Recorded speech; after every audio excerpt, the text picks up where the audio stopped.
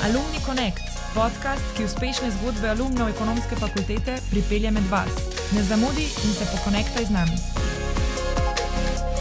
Dobrodošli na novi epizodi podcasta Alumni Connect. Danes je z nami študent ekonomske fakultete Januš Grm, ki je tudi founder Dine, podjetja, ki ga je ustanovil med študijem. Zdravo, Januš. Zdravo. Zdravo, hvala, ker si z nami, da smo se usedli, da se lahko malo pogovarjava o tvoji poti kot študent in podjetnik. Ja, hvala vam najprej za povabilo.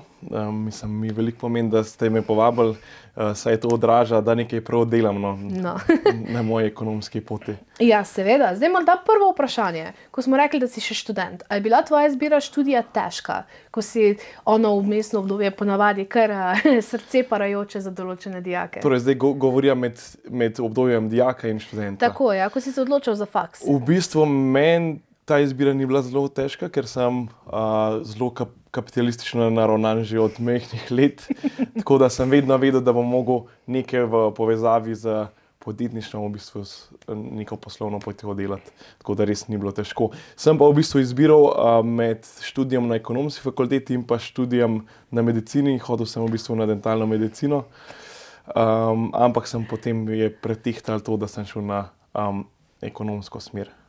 Obžaluješ odločitev? Ne. Niti malo. Niti malo. Zdaj pa, na kateri usmeritvi si in kaj bi rekel, da je pa najljubši del tvojega študija? Sem na usmeritvi v bistvu marketinga. Je bilo v bistvu takrat, mene zelo v bistvu zanima prodaja, sem zelo prodajno naravnan človek in marketing to povezuje. Tako da sem v bistvu se odločil za smer marketinga.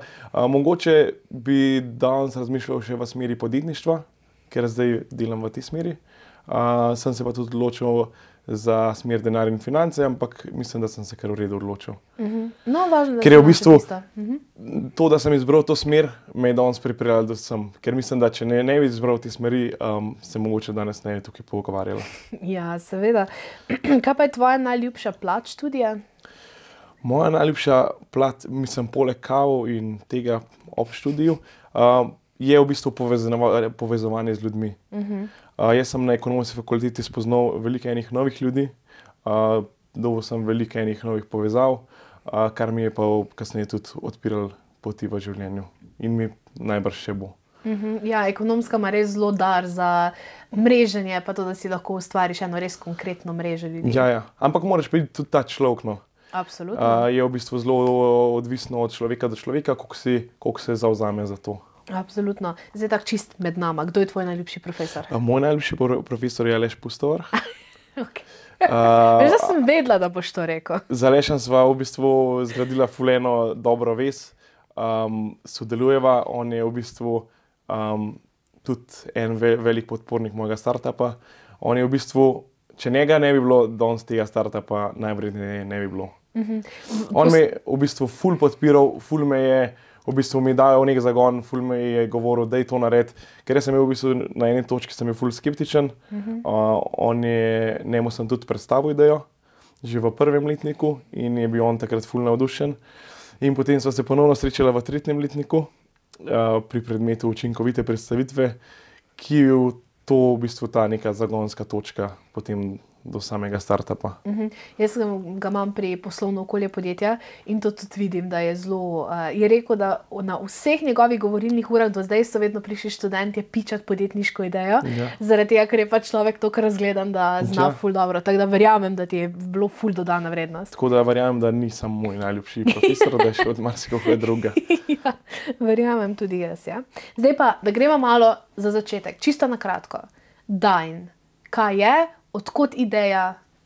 Na kratko. V bistvu Dine je rezervacijski sistem za najem privatnega kuharja. Sama ideja se mi je porajala leta 2019, ko se je začela korona, ko smo bili vsi doma in so bile restauracije zaprte. Torej takrat so začeli vsi kuharji, so iskali alternative in začeli kuhati po domovih, ker pač v restauracijo nisi mogel iti in so vsi na črno to delali. In jaz sem takrat ugotovil, da to vsi delajo in sem rekel, zakaj ne bi naredili nekega marketplacea, to predstavili širši publiki in obenem zagotovili delo večjimi kuharjem. Ful dober. Ok. In zdaj, Kako bi pa opisal grajenje startupa? Zaradi tega, ker o startupih ful govorimo, to je že zdaj ratala neka kultura. V Sloveniji morda, no, če pusto vrha vprašaš, malo premalo aktivna kultura v Sloveniji, ampak tako, kako si se ti lotil grajanja tega startupa? Startup se gradi zelo počasi in po temeljih. Vsak misli, da bo startup naredil iz danes na jutri, ampak to ne gre. Tako jaz pravim, Rima se ni zgradil v enem dnevu, ampak v večjih letih, v večjih stoletjih. Tako je enako je pri startupu. Veliko dela, treba je vztrajati, pa zelo je neuravnovešeno. Pridejo slabi dnevi, pridejo dobri dnevi, moraš biti trd človek, ker če v bistvu ti nisi uravnovešen, se ne spuščati v to. Ker bo skozi so neki ups and downsi in so skozi problemi in tako kot sem rekel, dober teden, slab teden. Kaj bi pa rekel, da je prvi korak pri grajenju startupa? Seveda imeti dobro idejo je osnova. Kaj pa potem, ko se odločiš idejo spraviti v podjetje? V bistvu ta prvo imeti dobro idejo, potem idejo validirati. Najprej v bistvu jaz bil sem svetoval, ko se je grejo startup, najprej validirati idejo in šele potem ustanavljati podjetje in vse. Torej, da ti veš, da je res v bistvu obstaja nek market fit, da je v bistvu ljudje povprašujejo po temu. Rekel si, da je pomembno validirati idejo. Zdaj, kako zelo ocenjuješ pa dobro ekipo? Sem videla na LinkedInu, tako kot vsakega gosta, malo postokam na LinkedInu in sem videla, da imaš tudi mentorja, Niko Slavnico in tudi direktorja startupa, Žana. Tako je. Kako ocenjuješ dobro ekipo in kakšna je njuna vloga? V bistvu, da najprej povem, kako je v startupu. Startup, najbolj pomembna stvar startupa je dobra ekipa, poleg dobre ideje in v bistvu vsega ostalega. Ker če ni neke sinergije med ekipo, potem v bistvu ne moreš dobro delati v startupu. Mi delamo odlično. V bistvu z Žanom se midva spoznala pri predmetu učinkovite predstavitve. In v bistvu, ko sem jaz predstavljal svojo idejo, se midva pol malo povezala in so potem tudi skupaj začela to malo bolj graditi, njega je zanimalo. In so tudi v eni točki prišla do investicije, ki smo jo pridobila. Ampak ja, potem naknadno, ko smo pičali to idejo, je bil tam eden izmed poslušalcev / investitorjev, Niko Slavnič, ki je v bistvu tudi zdaj del ekipe. On je investiral v bistvu bolj socialni kapital. V bistvu on nam je zelo pripomogel pri grajenju baze kuharjev, baze strank. Gre v bistvu za enega izjemnega podjetnika v Sloveniji, če ga mogoče še kdo ne pozna. Niko je v bistvu ima kar že ene par svojih lepih startupov za sabo, en izmed teh, ki je HTEC Group v Srbiji. Potem trenutno se ukvarja z Slovenijo. Potem je naredil vodnik In Your Pocket, ki v bistvu ocenjuje najboljše slovenske restauracije. In je v bistvu on zelo nakonekten model, po domač povedan. Kar nama Niko da, je v bistvu vse, kar si želiva. Torej, če jaz rabim kjerkoli telefonsko, dobim od njega, ker res pozna vse. To je ful dodana vrednost, da imaš nekoga, ko je v bistvu human phone book, da pozna vse ljudi, pa da te lahko poveže s komorkoli. To ti ful odpre vrata. Kakšen je pa feeling, ko dobiš tisto prvo investicijo, ko je res potrjeno, da je tvoja ideja dobra? Ja, čudovito. Mislim, po eni strani malo stresno, ker zdaj veš, ko v bistvu, kad ti dobiš investicijo, ne dobiš sam ti denarja, ampak dobiš tudi neko vest na sebe. V bistvu dobiš neko vest drugih ljudi, ki so investirali denar vate in te v bistvu oni malo tako ti gledajo skozi pod prste.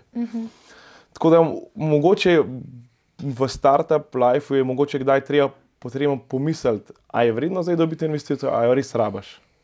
Ok, se mi da se jo res rabila, pa se je v bistvu pokoristila nekaj za marketing, nekaj za razvoj same platforme, nekaj za v bistvu plače ljudi pa tako.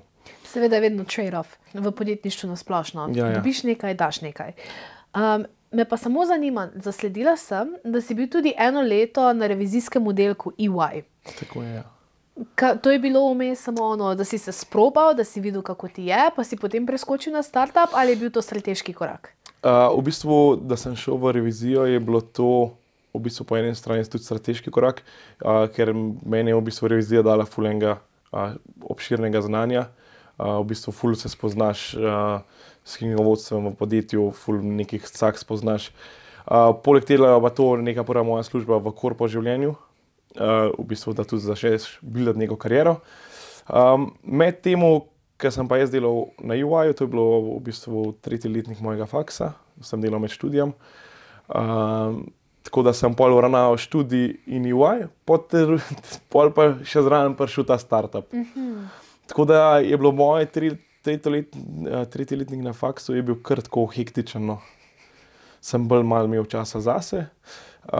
Potem pa sem skozi bolj shiftal iz tega UI sveta na startup življenje v Dajnu.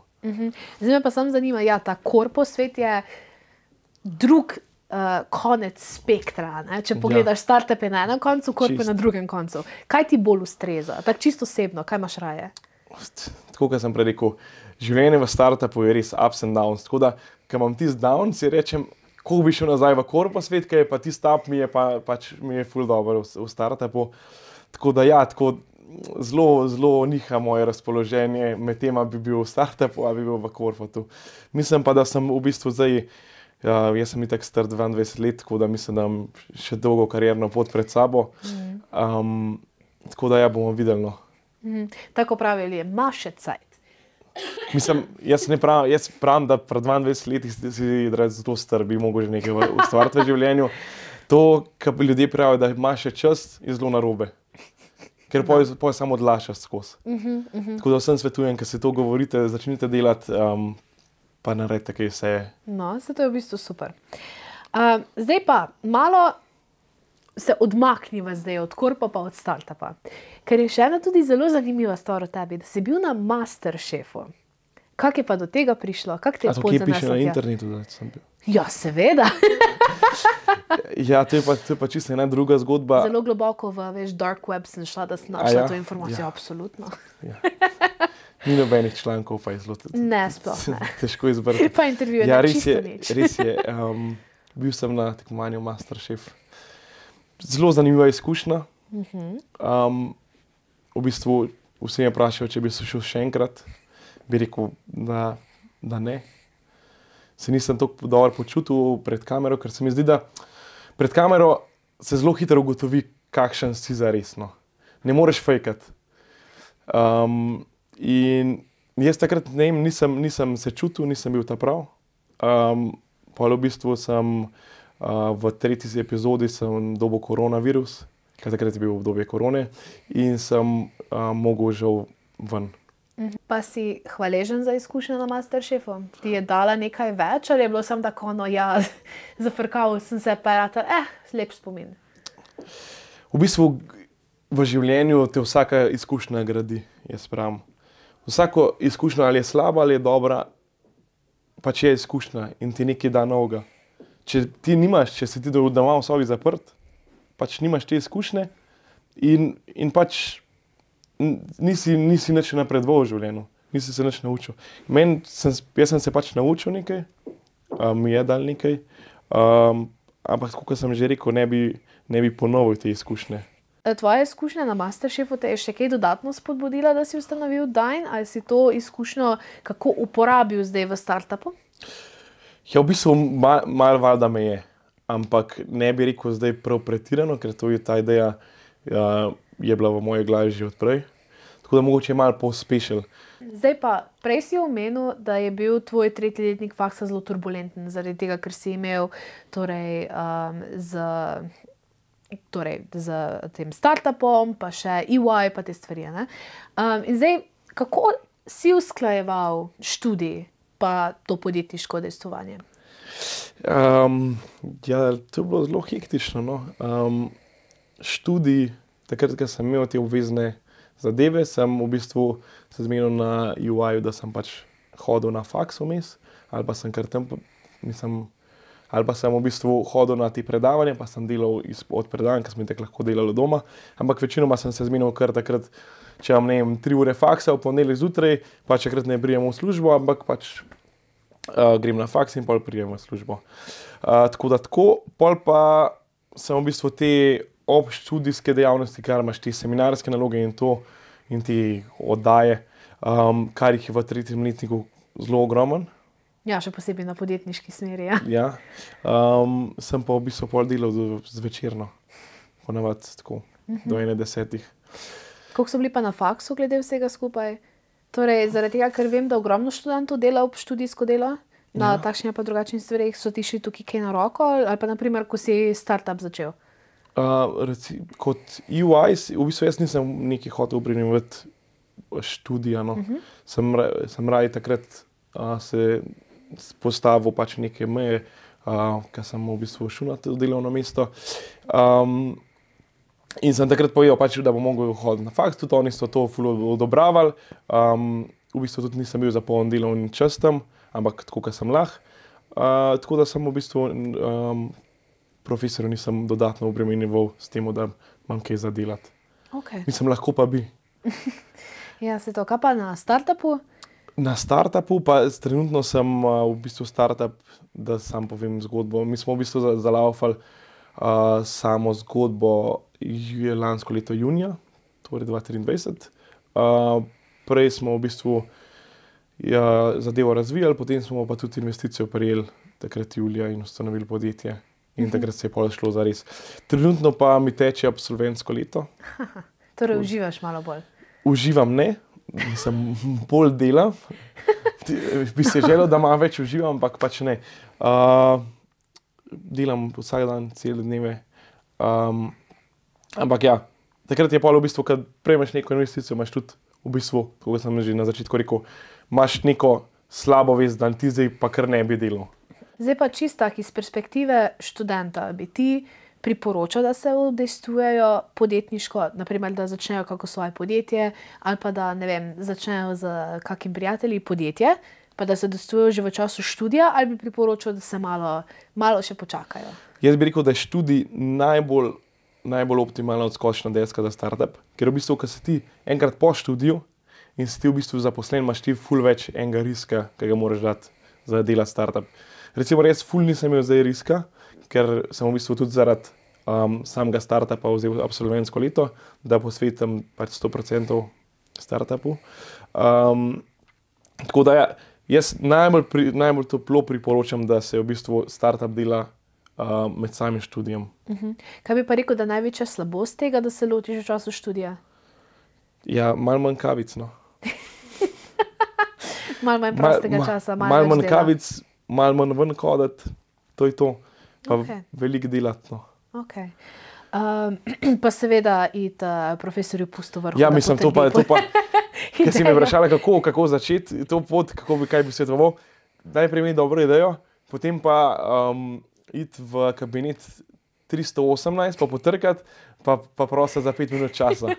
Pa se najbolj posvetovati z Alešem, potem pa naprej graditi. To je to, super. Mislim, pa mogoče še ena ideja se mi posvetila zdajle. Pa v 3. letniku si lahko izbereš izbirni predmet v 2. semestru. To si morate izbrati učinkovite predstavitve. Tako da za vse, ki še niste, pa ki se boste, toplo priporočam. No, super. Zdaj pa samo tak čist, mimogrede. Videla sem, da imate tudi zelo močen TikTok za Dine. Torej, komu je Dine namenjen specifično, kaj je vaša ciljna publika in koliko se lotevaš marketinga na TikToku, na Instagramu, to, kar je v bistvu veliko podjetij že dela, ampak ogromno ljudi ne razume. Ja, da najprej povem, kako v bistvu je šla naša zgodba. Jaz in Žan sva v bistvu imela to idejo in pač dobila investicijo in pol pa sem bila miselna. Ok, zdaj Mila dava 10 jurjev developerju, on zdevelopa app, mi smo live in pa bojo sam transakcije hodile. In pol, kad ti to v bistvu že najprej ta misel, da sva Mila hotela sam dati kao to pa to nared in pol bo kao delal. In takrat nama je Niko Slavnič, najen mentor, rekel, kao, da app moraš developati usporedno, kot ti že v bistvu laufaš transakcije. In to se pol Mila res ugotovila. Ker mi smo mislili najprej, da bomo mi naredili tako identično kot booking sistem, booking.com, da bo vsak kuhar imel pač v bistvu, da bo on dal, da je on razpoložljiv, on bo imel na svojem telefonu kao isto app in bo pač rekel, evo, takrat sem razpoložljiv in pa ga bo kren, bo kiral in tako je plačal. In smo v bistvu ugotovili, da to pač ne bo šlo v tem svetu. Ker imaš ti v bistvu na eni strani človeka in na drugi strani človeka in imaš dva faktorja človeka, ki se ona morata ful veliko zmeniti. In tako da smo mi zdaj naredili najbolj optimalno zadevo, kjer v bistvu, ko pride stranka na našo stran, si izbere kuharja in potem pove vse svoje podrobnosti, da je nekaj obrazec izpolni in pove še želje in potem kuhar dobi to na mail direkt in potem se mu on klikne na en gumb in se mu odpre nov app in on v bistvu opisuje jedi noter in da ceno, to se pošlje nazaj stranki in v bistvu stranka lahko online plača. Da sploh veva, o čem se pogovarja, kako dela naš sistem. Ampak da smo mi prišli od te točke do te točke, smo mi rabili 6 mesecev, ne, smo rabili 4 mesece. Da smo mi v bistvu sporedno, kaj si stranke želijo, kaj si kuharji želijo. Da smo to gradili, smo mi mislili, da bo 1 mesec, ampak pol se to itak zavliče. Tako da pol bo itak po drugi strani smo imeli itak še problem s kuharji, ker v bistvu, zakaj bi najbolj znan kuhar v Sloveniji hotel sodelovati s tabo, ki je priznan na svetovni ravni. Ja, dobro vprašanje je. Tako da je bilo pol, in smo mi morali začeti našo gradnjo startupa v bistvu z enim procesom prodaje kuharjem ta prvo. Trenutno imamo na strani, mislim, da okoli 25 kuharjev. Mislim, imamo tudi neke somalije pa tako. Ampak ja, to je bil v bistvu pol tudi en zelo dolgotrajen proces, ker v bistvu ti nisi validiran v Sloveniji in zakaj bi kdo v bistvu umazal svoje ime. Lahko, mislim, karikiram, kaj pa če bi imeli nek skem ali pa ne vem kaj. Tako da je bilo pol tudi sam proces, da smo mi launchali aplikacijo okoli 6 mesecev.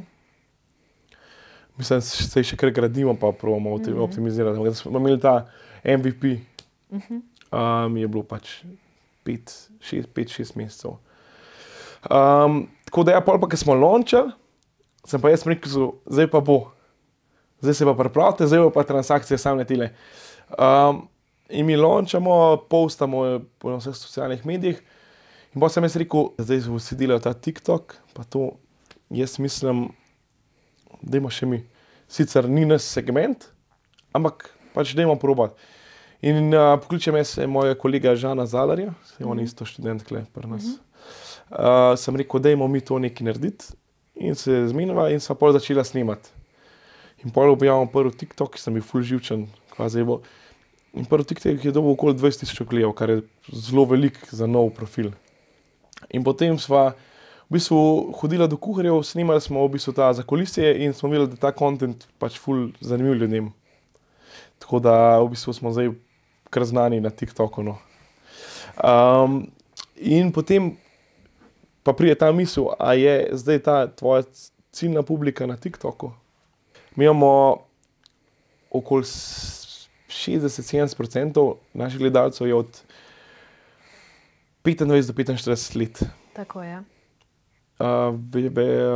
Mislim, da je v večini so moški, tam okoli 55%, 60%, če se ne lažem.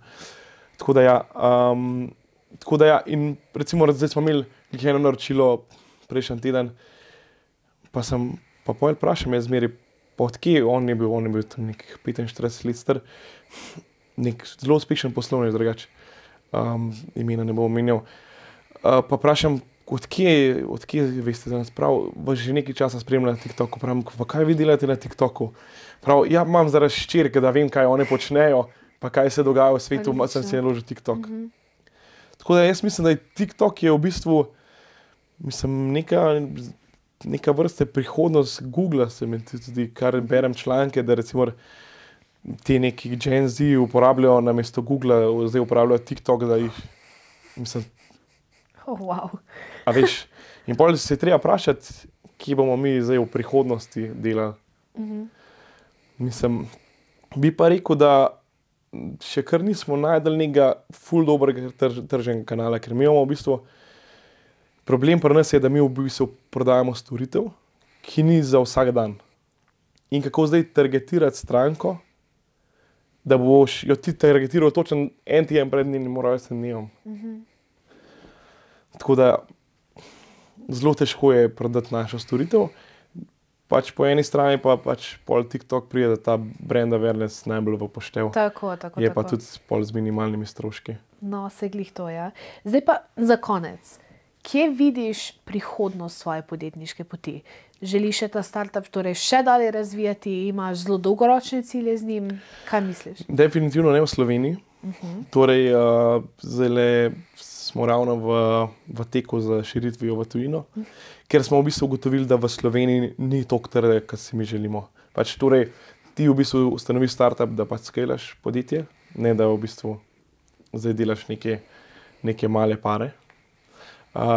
Zato v bistvu se želimo širiti v tujino.